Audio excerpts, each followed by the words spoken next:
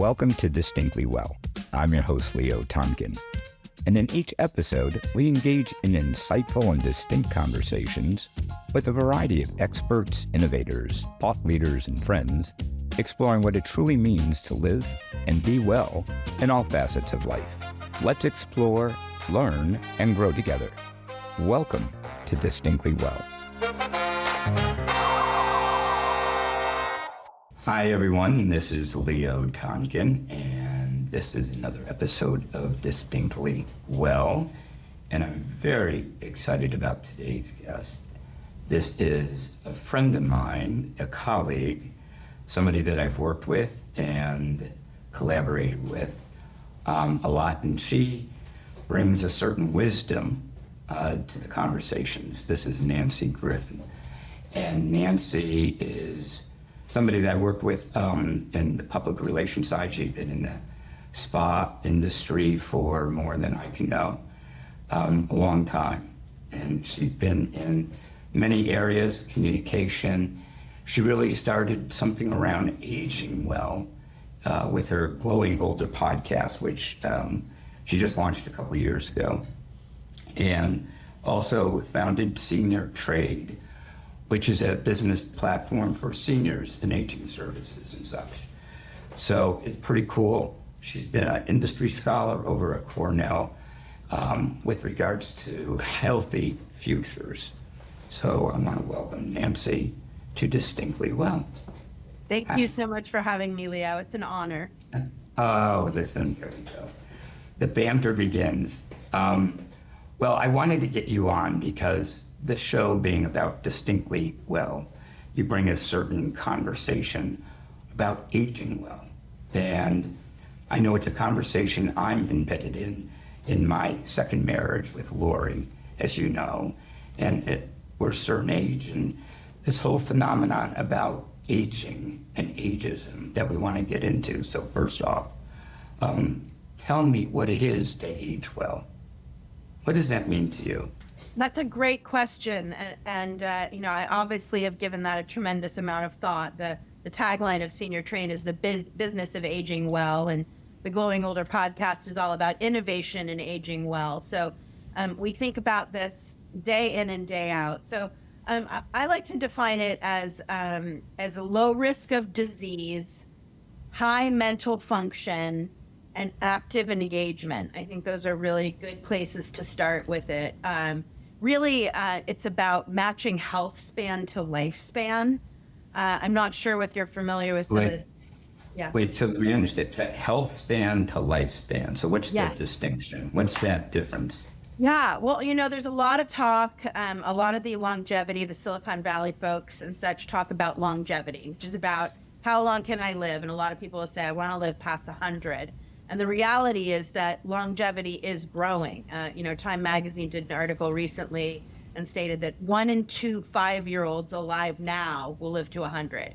So that's a striking statistic because we're looking at decades and decades more of life. But right now, the average older adult will have 11 years where their health span will not match their lifespan. And that basically means that you have all kinds of chronic diseases, mobility problems, cognitive impairment, whatever it is that prohibits you from living your best life. So the goal of aging well is really to match health span, which is living vibrantly with low risk of disease, high mental acuity, and active engagement through your lifespan. So trying to close that gap. And unfortunately, America does a pretty poor job of that matching health span to lifespan piece.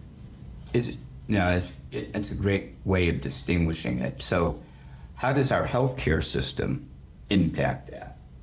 Oh gosh, super badly. The healthcare system of this country is broken, and everyone, that's pretty categorically, every expert will tell you that. In the old days, you had your primary care physician that really knew you, that knew your ins and outs, your marital status, your career status, and really followed you through. And now we're just in such a broken system. Hospitals are probably one of the most dangerous places to be ever, and we don't have a primary care physician that knows us. So the healthcare system is fairly broken. So I would say it does not do a very good job of helping us. So here I am at 63 years old. You're telling me this. What is it that I need to do? It's like when you talk about the future, typically the way our healthcare system has been is you go about things until something's broke, till there's a problem. And I know that there's been a lot going on with self-care and taking more ownership personally, given our system, or especially given our system. So what is it that you're seeing are trends, and how do we now do that? What are some of the tools or the technologies or some of the modalities that are out there that we should be looking at? Well, interestingly enough, we both gravitated towards the spa and wellness industry. You had a very successful career as a strategist in culture and all that, but you gravitated towards salt therapy for its absolute power, and we all know the power of that. We don't need to get into the details of that right now, but when I started studying the spa industry back in 1993, I'm dating myself now, there was about 50 spas, and now, today there's more than 22,000. But the core of spas back in the mid 90s was prevention. They were intimately tied with the integrative medical industry.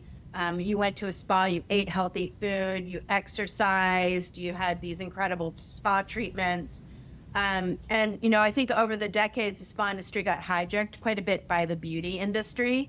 And I think what we're seeing now in the spa industry anyway is a turn back to the core of wellness. So what you can do, the most important thing you can do, is take control of your own health. You can't look to the medical system, go to the doctor and say, fix me. You need to be consciously thinking, and I know you feel the same way as I do, about eating healthy, exercising, managing your stress, actively engaging in community, and being socially active. So I think these are the kind of things that we need to do. Plus, I think as Dr. Bill Thomas says, aging is a team sport. We need to have our healthcare team that we put together that might include acupuncture, massage, salt therapy at home. Those kind of things are an integral part of our health. Yeah, I mean, for myself, I'm realizing that I have to be more aware. I have to be looking at doing things. And at this age, when I look at the future, like my mom, she's in good health for her age. She's about to be 84. And when you look at longevity and, living to 100 or 90 or whatnot, the impact to our society, if you have a population living longer and you have the new population coming in, and you start to look at the impact on our societies, right? People are going to be in relationships differently. If you got married when you were 20, you're going to be married to somebody for 80 years. That's a long time to be married. And I know a while ago there was a book out called Age Wave, where they talked about our life going in different stages. So in this aging well, what is it about, I don't know the right terminology. A lot of people are sensitive to talking about seniors or aging adults, or the politically correct way of talking about us, which I know there are stereotypes, which we'll get into. But where do you see how it's going to impact our culture and how we are in life? Well, I think there's more and more attention on ageism. I think that you can't have this conversation about aging well without addressing ageism. It's kind of the last acceptable ism, right? We talked about sexism and all these kind of things. And I think ageism is starting to get its day. I know that there's a whole, in the spa industry anyway, there's a lot of talk about menopause. Finally, it's like we never even had these conversations. Menopause is something that you suffered in silence. So I think having these conversations around ageism and our own internalized ageism is really key to this conversation, because as you start to notice ageism, I've had some authors on my podcast early on that wrote books about it, and you start seeing it everywhere, in media, TV, movies, everywhere. Just these greeting Interesting. cards. Greeting cards is a great example. It's like just this constant bombardment of negative perceptions of aging. And Becca Levy, who's a professor at Yale University, did a study that shows that positive perceptions of aging can add 7.5 years to your life, which is pretty striking to think about. So, that's why it's important to address ageism, your own perceptions of internalized ageism, and try to think positively about those years going forward, because it will impact not only how long you live, but how well you live. So is that more of a mindset? I mean, like what is the paradigm that needs to shift? If you're saying that it was this way, right? What is it that you see? What's going to shift the paradigm? Well, interestingly enough, the World Health Organization has, a whole campaign against ageism, and they define 3 different ways that we can overcome ageism. Number 1 is policy shift, which we have very little control over. That's going to take time. So wait, are there, what policies are out there that you're referring to? Oh gosh, I mean, just workforce policies, government you. policies, to support older adults. And the second one is our own individual perceptions of aging. That all the time when you hear the experts talk about ageism, they say the first step is to take a look at yourself. Take a look at, spend 1 week thinking about how you view aging.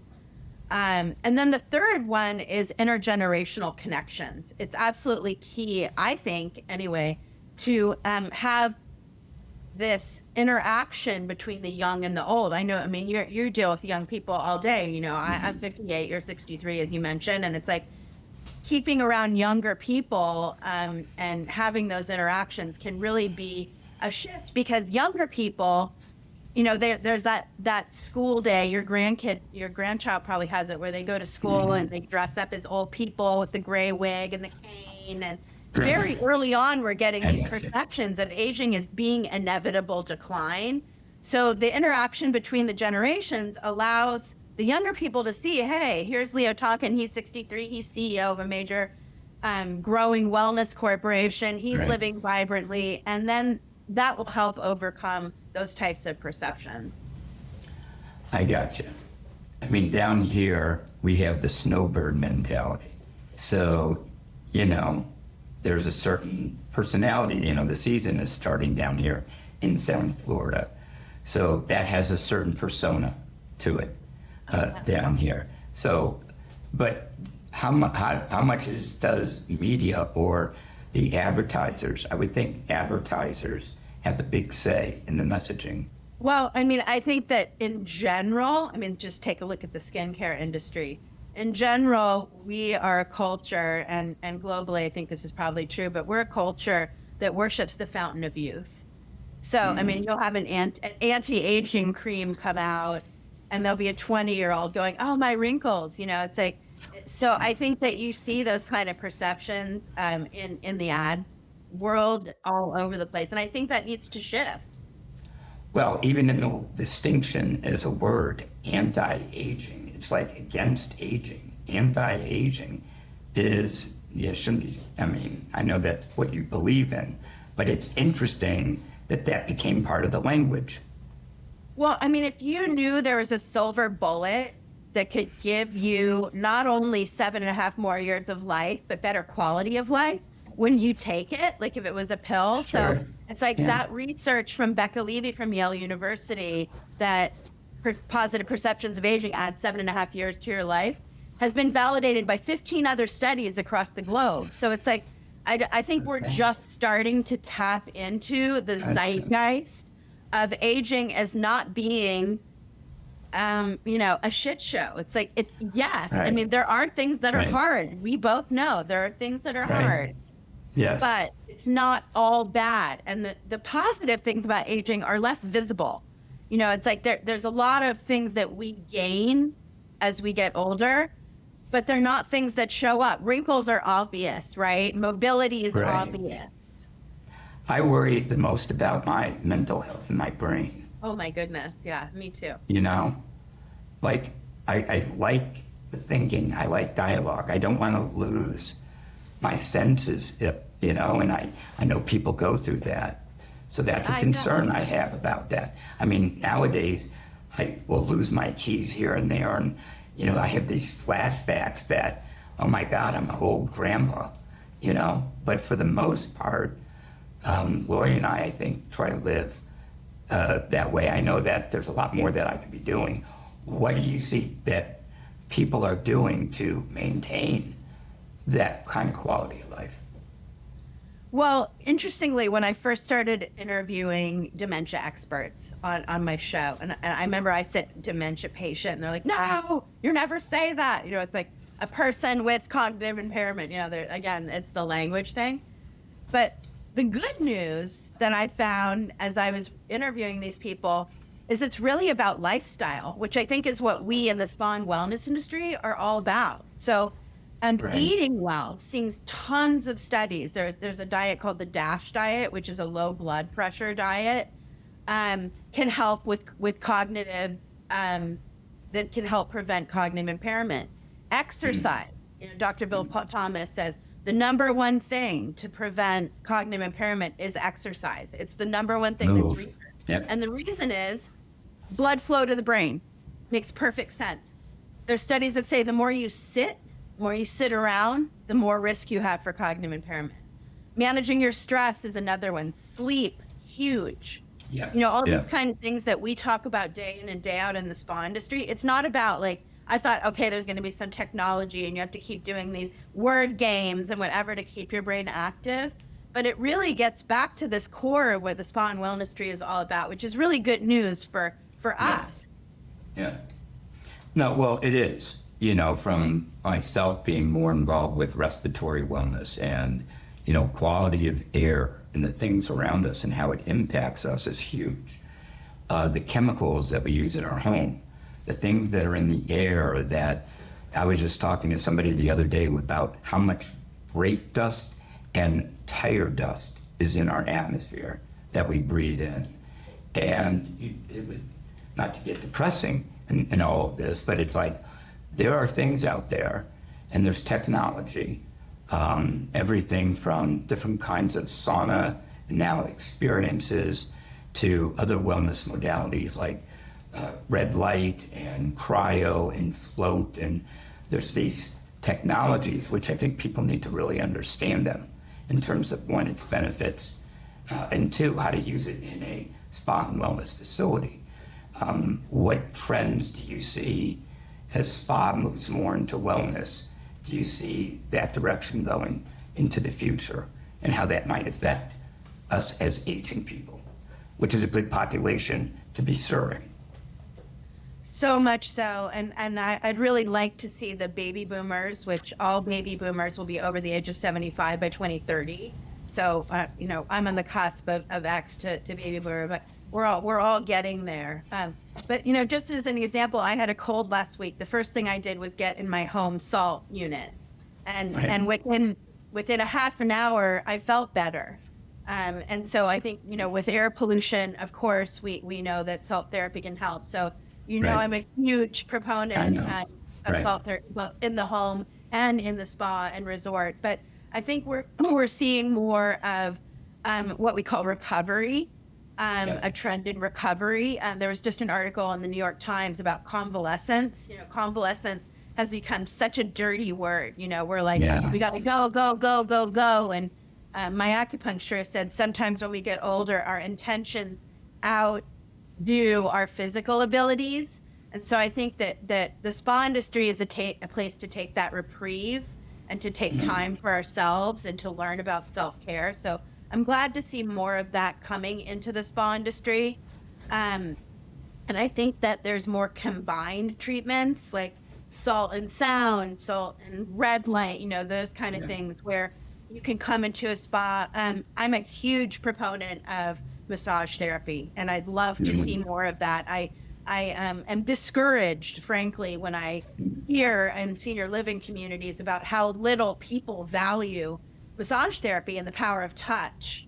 I think, not only is it have physical benefits, but it has social benefits in that being touched is very powerful And social isolation is a huge issue across the globe, especially post-COVID. And the Surgeon Yep. General came out with a report about that social isolation and loneliness is as bad as smoking 15 cigarettes a day. Well, that's crazy. That's crazy. Well, but you did touch upon something, no pun intended, which is there's all this talk about touchless and everything. And, part of the salt therapy has been touchless for, when I first started Salt Chamber. But I'm glad you made the point, because I think you need a right balance, that not everything can be touchless. And in fact, I question that, because even if you have these modalities that don't necessarily require extra labor or a therapist or an esthetician or whatnot, how they're greeted at the front door, how they're escorted, how they're educated about the modalities that they have, doing the right protocols and touching the customer and the guest in so many ways. But I'm glad you brought it up, because I think you need to balance the whole touch experience. Yeah. I so agree. Got to be both. Yeah, so that's cool. So you see more trends happening in that way, where they're kind of adopting more of these modalities. Really more it's about wellness experiences. Yes, How can you agreed. really create a wellness experience? And that can include really, personalized recovery. You've got a whole slew of ways to utilize these resources. I know that we've been doing a lot of projects where they're layering in different modalities, where if you're going to do IV hydration, do it in a salt room, or if you're going to do, have a med spa, and just so many different things that are coming. So it's interesting to see what's going to emerge, as I wonder what's going to be around with my grandkids. What is it going to look like for them, and what kind of world should they be growing up in? Yeah, I agree. And, some of the people that I've interviewed that run salt and massage places in, say, Pennsylvania, which is a state that you would think is one of the A markets for spa, but some of the benefits that people are getting from visiting regularly is really powerful, but they also want the massage. They want the treatment. They want the high touch. That it has to go hand in hand. And I think we talk about touchless treatments a lot because of the labor issue, that there's clearly a labor problem in massage and other types of spa treatments. But the spa industry is really about high touch at the end of the day. So I think you're right. It has to strike a balance. And what most of the spa owners that we're talking to are saying is that there's demand for both. Yeah. Interesting. I mean, there are technological advances that are occurring. There's always innovation occurring, as you've seen over the years. I'm wondering if you know anything about how artificial intelligence is going to play a role in us as aging. That'd be a curious insight to see, given what AI is up to, is there an advantage for us as we age? I don't know. That's a good question. Such a thought-provoking question, Leo. Yeah. Because I think AI is going to impact everything. And just that ability to predict, I think that will really change healthcare as we know it. But I think that we're just scratching the surface of what will happen with basically just that prediction and that customization that comes with AI. So, the jury's out, but I think AI is here to stay. And I know you've been studying that a lot, so maybe you could give your opinion on that. Well, I just think that there are so many ways that people are sharing data, in a sense, like when you're going to certain facilities and using equipment, and how it can help track. And you've got a lot of folks just practicing longevity. People going to these places now, like the blue zones that they talk about, and really creating environments or communities or that aspect of it. How do you see it impacting in that way? Yeah, I mean, I think that there's starting to be more data about places like the blue zones, and that can be replicated. I think one of the most important things to come out of the blue zones is that healthy behaviors are tough, Right. and that you can design an environment that encourages healthy behaviors. Like, I don't know if you saw the Netflix special, but it's like walking up and down hills just to get to the grocery store is one of the healthiest places. I think it's Sardinia, Italy. But it's like, Right.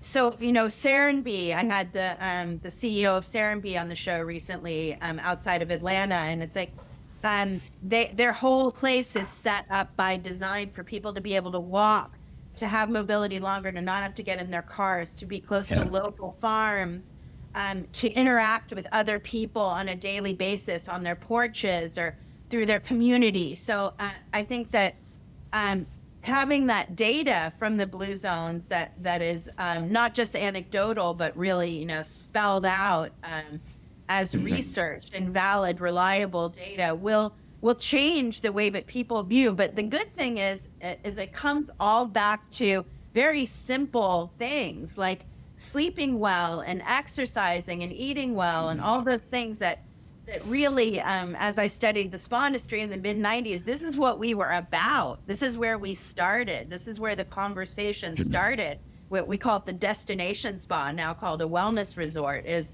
people went not only to experience something for a week, but to take those behaviors home and use the spa as a kickoff and a catalyst for more healthy behaviors and to be inspired by others. Some of the best experiences I've ever had were because of the other people that were there and interacting with them on a hike or at the dinner table.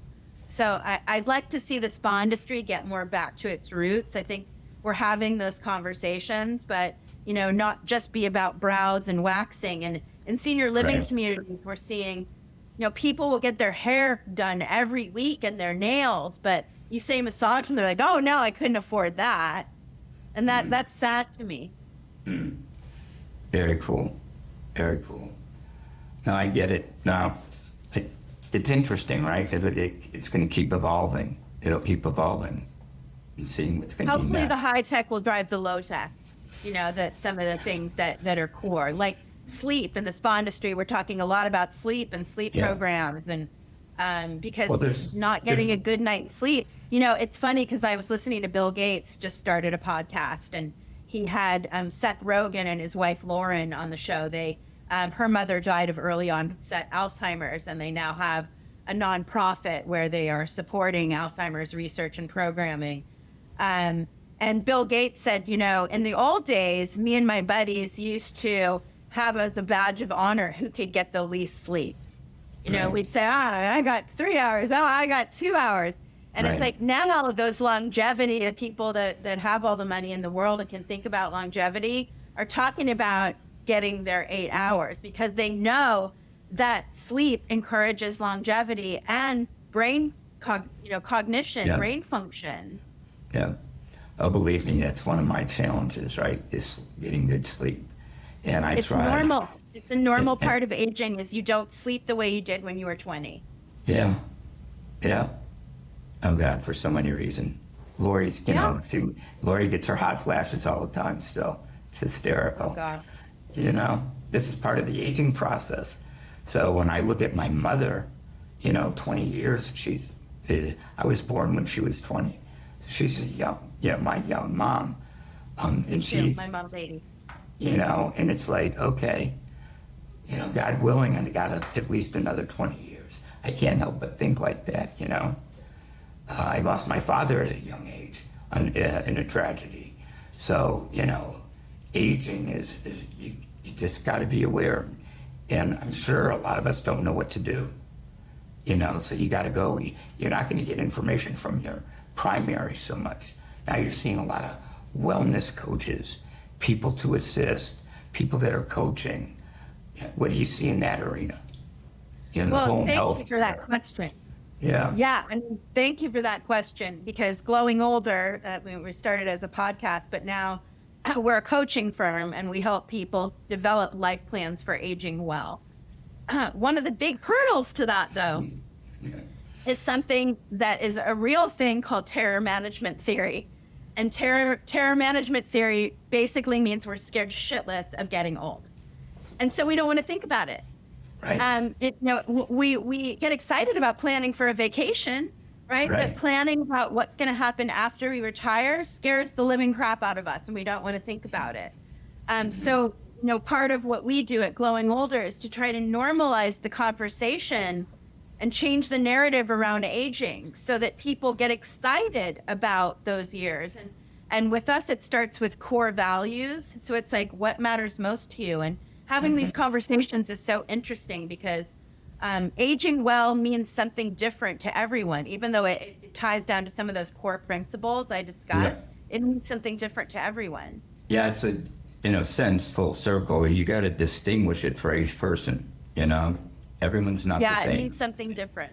Yeah. Yeah, and distinct. Well, that ties in. Well, aging well it could be, can go on and on the dialogue. There's such a vast knowledge in all the people that you talk to. And so, being in the conversation is part of it.